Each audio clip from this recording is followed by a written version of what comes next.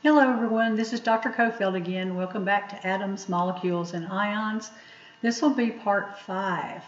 And in this one, this is exciting because we are going to look at charges of ions. So we're going to be moving away from neutral compounds and see what happens when we remove an electron or add an extra electron to something and see what that's going to do to the compounds. So atomic ions is an atom that has changed charge. Okay, what does that mean? Well, if you have a loss of one or more electrons, you're going to get a cation, and that gives you a net positive charge. And that's because in a neutral sodium atom, you'd have 11 protons and 11 electrons, so that gives you an overall 0 charge. But if you remove an electron, you still are always going to have 11 protons, because if you didn't, it wouldn't be sodium. But now you're only going to have 10 electrons, and so that leaves you with a positive 1 charge. So when we remove an electron, that gives us 1 less negative, and so that gives us a positive charge of the ion. Oop, oop.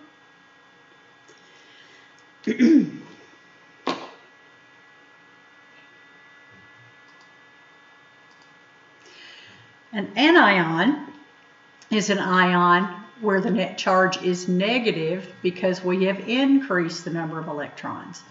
Chlorine, our nonmetals tend to do this. Chlorine normally has 17 protons, 17 electrons, so it's neutral, but it tends to gain electrons. So it'd still have 17 protons, but now it would have 1 more electron, and so that gives us a negative 1 charge.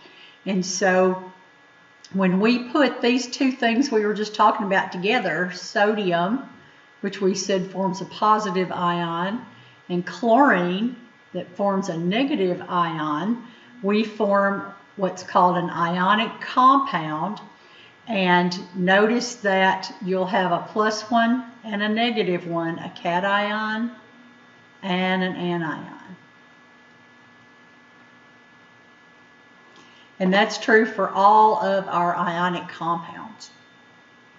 So typically, metals are going to lose electrons, and so they're going to form positive or cations, and nonmetals are going to gain electrons, so they're going to have negative. And we can actually look at the periodic table and predict how many electrons they're going to lose or gain.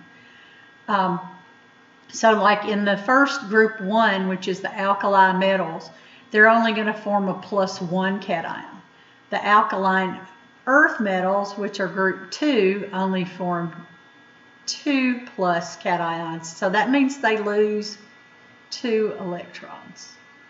These lose 1 electron. And aluminum in group 3 forms a 3+.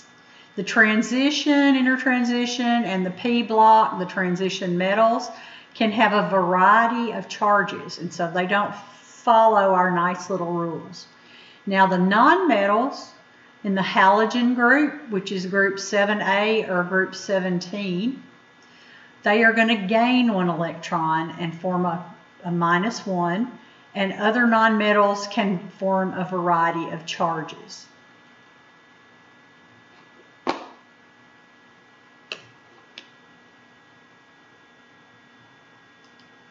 So we can look at the periodic table, and you might want to, if you have a paper copy of yours that you use to study with, or the one in your book, you can go ahead and write +1, +2,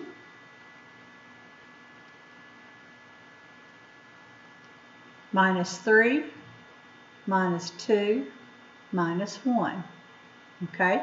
And that's going to be your charges that you're going to see. Notice we've got some in this transition: vanadium, chromium, manganese, iron, cobalt, nickel. Most of these in the transition can form more than one charge. The exception to that is silver and cadmium, they only have one. And then our aluminum is a +3. So, but our representative elements that we've talked about before, those groups that are in 1 and 2, and then 15, 16, and 17, they are going to form, always form the same number for their charge. So, in any atoms that can form variable charges, we are going to have to designate which one it is. So we use Roman numerals, okay, to tell us what the charge is. So if you see a Roman numeral 2, that's telling you it's a +2. This is for the pluses, okay? A Mn4+ is going to have a 4 Roman numeral. So if you don't remember your Roman numerals through 10, you might want to review those a little bit. You may see these antiquated things, ferrous and ferric, for example. The OUS does not refer to a specific number, but it is going to be the less positive, and the ic ending is going to be the more positive of the ones in that atomic series. When we name these, the monatomic anion is named by changing the ending of the element's name to IDE and then adding ion. So with chlorine, it goes to chloride.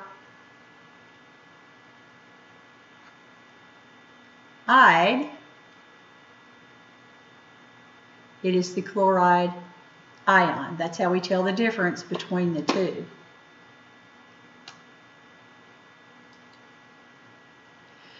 So we can also have something called polyatomic ions. Poly meaning that it has 2 or more atoms that stay together but form an ion or act as an ion. So when you name them, you're going to not change the ending, you are going to maintain it. Notice that you only have one positive polyatomic, and that is NH4+, and that is the ammonium ion. Okay? These others you're not going to see very often, but the ammonium is one that you're going to see quite a bit. Hydronium we will see again when we talk about acids and bases, but mainly ammonium is what you're going to remember. Then the polyatomics are listed for you here with their charges, and you will be able to use a copy of the polyatomic chart in your exam resources on your exam. So don't worry about having to memorize those. As long as you can apply the rules, that's what I'm interested in.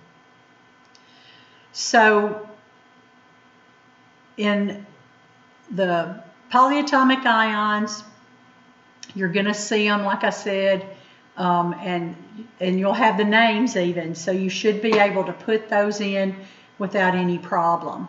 And so this is just a kind of a blown up version, these two charts, so that you can read them a little bit easier. Do note that when you have multiple ones that are in the same group, for example, you have chlorate and chlorite, okay? You could have chromate and dichromate.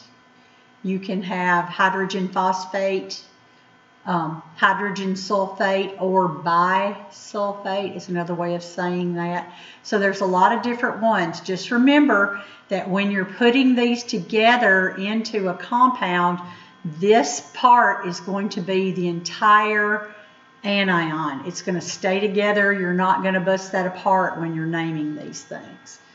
Okay, so just remember that when we go to name them, and we're going to do that here in just a little while. Okay, so when you come back for part 6, we're going to start naming.